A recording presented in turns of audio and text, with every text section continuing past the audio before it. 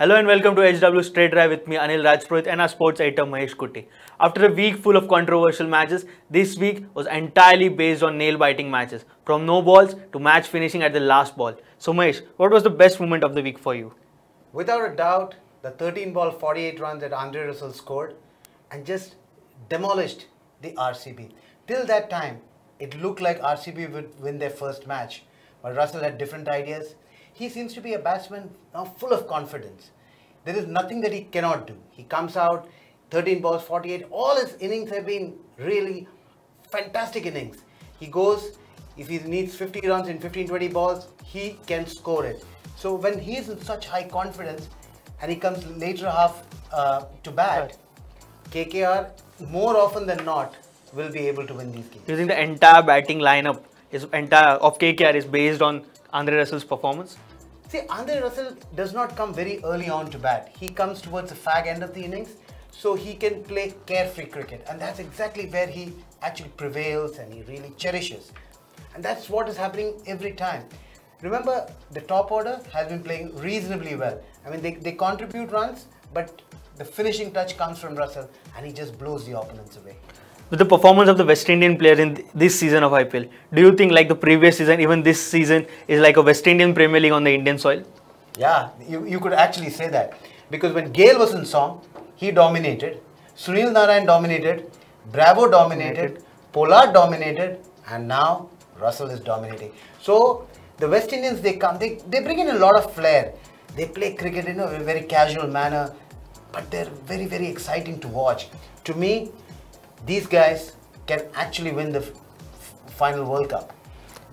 If you look at tomorrow's match and compare it to the Alzarri Russell match against RCB, in both the matches the bowler bowled 2 no balls. In yesterday's match, Dhoni came to Deepak Chahar and guided him, whereas in the RCB match, Virat Kohli just displayed his anger standing at the boundary line. Do you think this make a difference in the bowler's performance? You know, that's exactly where the mental state comes in. You have to actually sympathize with Virat Kohli. He's not won anything. There's a lot of pressure on him. The social media is a buzz telling that he should step down. With all these things, it's extremely difficult for a batsman of his stature to keep on losing all the time. At some point of time, it is going to affect his batting. There's no doubt about that. He's even started dropping catches, which is very rare because Virat Kohli is a magnificent fielder, right? So when such things happen, the frustration comes out. Remember, they were in a very, very strong position. And then Siraj comes and bowls 2. They score more than 200 runs and still they lose, right? So right now, they must be at their real low. And it will require somebody to do something really special. But you should always understand that their bowling is their weak link. I mean, there's nobody who's looking like taking wickets, except for some extent, Chahal is doing pretty well.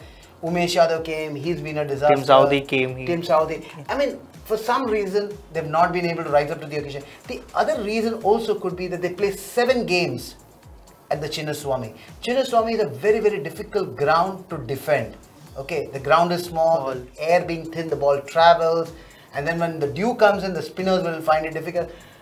And the rub of the green has not gone RCB's way. So, yeah, you feel sorry for Virat. But Dhoni, on the other hand, he is a master. He can keep the environment very cool on the ground, but he'll make his position very clear to the bowler. That's exactly what he did. He went and in a very stern way told Chahar that this is not the way you're going to bowl. And the next ball was a Yorker, and he also got rid of David Miller. So that's the difference, you know. That's why Dhoni is such a very crucial part of the Indian lineup. With the RCB's performance in the first 5 matches, they've lost every other match. Do you think it's the end of the season for them, or they still could be a giant killers?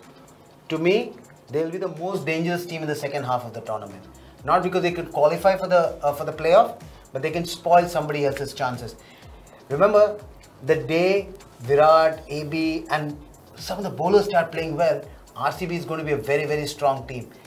So they will, in all likelihood, they'll not make it to the playoff. But look out for them. They're going to be the most dangerous side because at some point of time, they'll know that they're not going to make it. And once that pressure goes out, the outlook to the game itself will change. And at that time, they can be really dangerous. Speaking about yesterday's match, the Kings 11 Punjab was chasing a very small target. Do you think the selfish behavior of the 2 batsmen, Sarfaraz and KL Rahul, cost them the match? See, I think they tried hard to win the game, but probably they were not competent enough to take the bowling back. See, Sarfraz was playing some cheeky shots. They tried their best, but unfortunately they couldn't score the run. Also remember, Rahul has got something in his mind. He's trying very hard to prove that he could be the third opener to go to the Indian World team. Cup. Yeah, so he's trying to score runs. Yes, you're right. At times, he plays a little overcautiously, and that's why he consumes more balls, which in the overall context of the game affects the team's performance. But I think they're all professional. They should realize that right now they have a job in hand, that is to see Kings 11 through. And Virat rightly said in one of the interviews recently, said that the T20 performances in no way is going to have bearing on the selection of the 50 over World Cup. Also talking about the failed batting performance, SRH has been a consistent team. In yesterday's match against Mumbai Indians, the batting order collapsed. What do you have to speak about that? Yesterday's match was, according to me, one of the best matches. See, it's always interesting to see a low-scoring match being defended.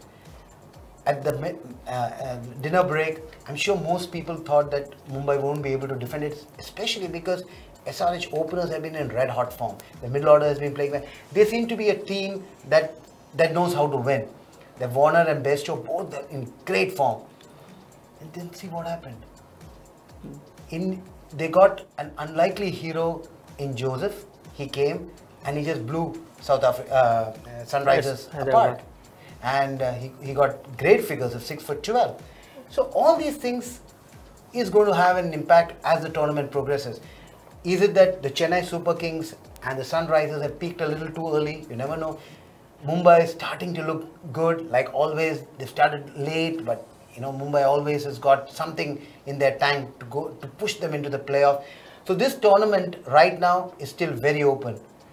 Nobody will be able to predict as of now as to who the 4 teams would be in the playoffs. But Sunrisers is looking good. The Chennai Super Kings is looking good. KKR is looking good, and Mumbai is looking good. As of now, these are the 4 teams that's looking good. But a few matches here and there, we'll know the results better. Also speaking about yesterday's Alizarri Joseph's performance, do you think he could be that overseas bowler which is Mumbai Indians been looking for since the last few seasons after the drop-off form of Lasith Malinga? See, he's played Test cricket, he's played one-day cricket, he's pretty quick. But yesterday was a very special performance. I think he had a little bit of assistance from the pitch. When he plays back in Mumbai, he's going to be quite a handful because Mumbai offers good pace and bounce. So a bowler of his kind can actually bother the batsman quite a bit. To me, I want to see how well he will bowl at the Wankhede.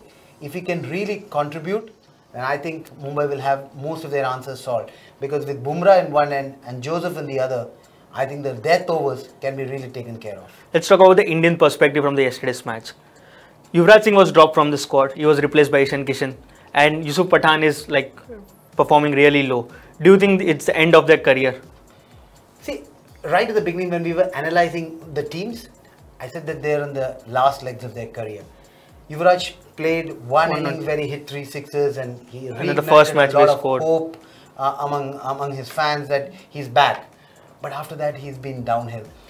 Also, he's not that fielder what he was. He's become a little slow. I don't know why he doesn't bowl anymore. So all these things go against Yuvraj. And see, yesterday he got dropped. Somebody like Ishan Kishan is a very exciting prospect. So he might, as the tournament progresses, he might start playing better. Whereas Yusuf Pathan, he's, I think, really struggling now. There was a time when he could just go and hit the bowlers out of the park right from the first ball. That's no longer happening.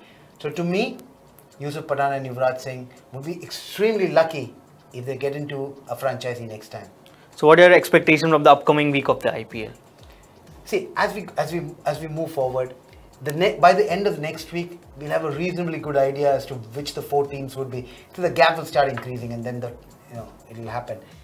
But I would still be very keen to see how RCB performs, because RCB, suddenly if they start winning, they're going to put a lot of pressure on the other teams. To me, like what we discussed earlier, the 4 teams would be SRH, Chennai Super Kings, Mumbai Indians and Sunrisers Hyderabad. But You never know. Rajasthan Royals can come into the play. Kings 11 can come in. But as of now, these are the 4 that look likely to make it to the playoffs. By the end of next week, we'll be more certain. Hope the Indian players display a good quality of cricket as the World Cup team has been announced on April 20 and we see a good quality of cricket from the rest of the matches. Till then, it's goodbye from all of us. Now be the first to know about the latest updates on our new news app. Go on your Android or iOS, search for HW News Network. Download our app, choose the language you prefer to get updates in and be up to date with the latest news.